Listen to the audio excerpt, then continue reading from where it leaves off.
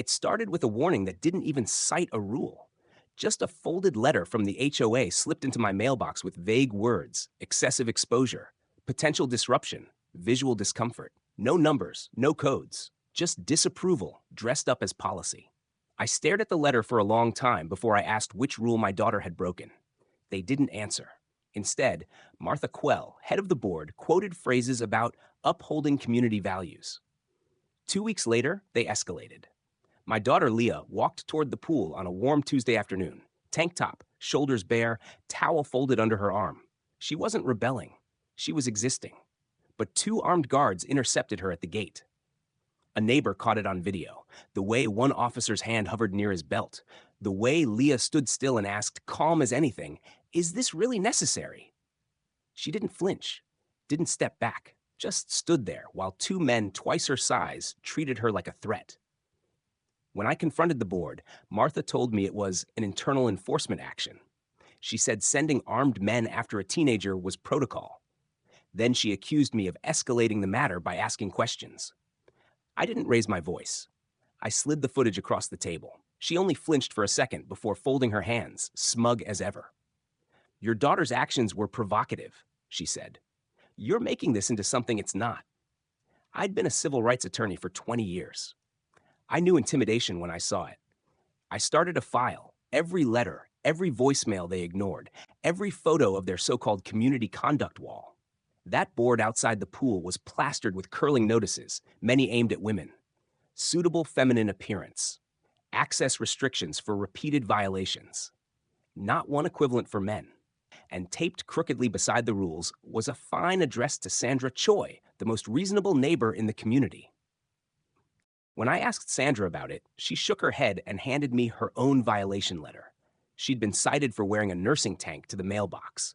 3 other women had similar stories. A girl fined for overexposure while playing tennis. A mother told her sports bra was inappropriate at the gym. A retiree cited for shorts. None of the men had been cited. It wasn't about modesty. It was about control. But the most unexpected crack in their wall came from Greg Mallory, one of the guards. He hadn't spoken during the pool incident, but I noticed his silence. Later, I found him reviewing the footage alone, replaying the moments again and again. Something about his posture, the way he shifted when his partner touched the radio, told me he was uncomfortable. When I showed up at his garage, he didn't seem surprised. He slid a thumb drive across his workbench. "It's all there," he said. "Footage, audio, internal directives. They told us to intercept her, not just monitor." Said it was about containment optics. I didn't understand until Jared made the call. On that drive were 2 months of orders, board memos, surveillance footage. One audio clip captured Martha herself. If they see someone get pulled aside, the message travels faster. When another board member suggested it was too dramatic, she answered, "It only feels dramatic until they comply." Meanwhile, Leah was feeling the pressure at school. She found a copy of the original violation letter taped to her locker. "Watch yourself," scrawled across the top in red marker. She knew who it was: Martha's daughter and her friends, laughing in the hallway. Leah didn't cry when she told me. She just whispered, "It made me want to burn the whole HOA down." I added the date and time to my case file. It wasn't just harassment now. It was targeted intimidation. Then the video leaked. Not my footage, not Sandra's clean clip, but a shaky recording from across the parking lot. A 30-second reel of Leah standing calm while guards closed in. The caption was simple: "HOA sends armed security to confront teen for wearing a tank top." Within hours, it spread across forums and parenting groups. By noon, it was shared over 1,000 times. By evening, it had crossed into local news threads. The HOA panicked. Martha sent me an email warning me to stop online defamation. She had no idea the leak wasn't from me. By threatening a teenager over public discourse, she exposed herself further. I didn't respond. I didn't need to. The narrative had left her hands. I began releasing evidence in phases.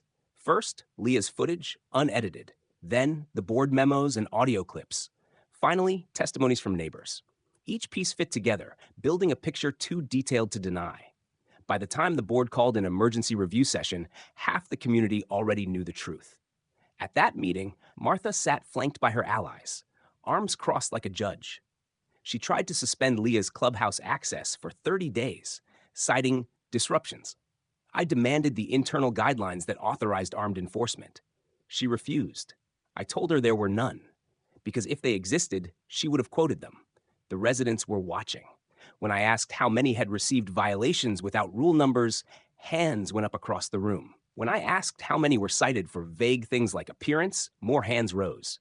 Sandra stood and held up the transcript of Martha's words. It only feels dramatic until they comply.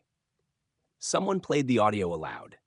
Martha's voice echoed through the chamber. She tried to dismiss it as out of context.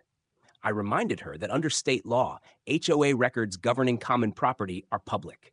The silence in the room shifted. It was no longer intimidation. It was recognition. Soon after, the residents called a vote of no confidence. Hands rose row by row until nearly everyone had voted. Martha tried to argue they had no authority. I pointed out that she'd written the rules herself. Section 9.3 allowed for a community motion seconded in public forum. They'd used silence to enforce control. Now silence worked against them. Within 48 hours, Martha resigned, officially for health reasons. Unofficially, she had no community left to rule. Annette, her closest ally, stepped down days later. The new board, voted in by residents, repealed the dress code and signed new oversight for security. I declined a seat on the board. I didn't want power. I wanted peace. But I was there the day they unveiled the change at the fountain, the same fountain Leah had been stopped near. A local artist installed a small bronze plaque that read, "Freedom of Presence." No one should have to ask permission to exist.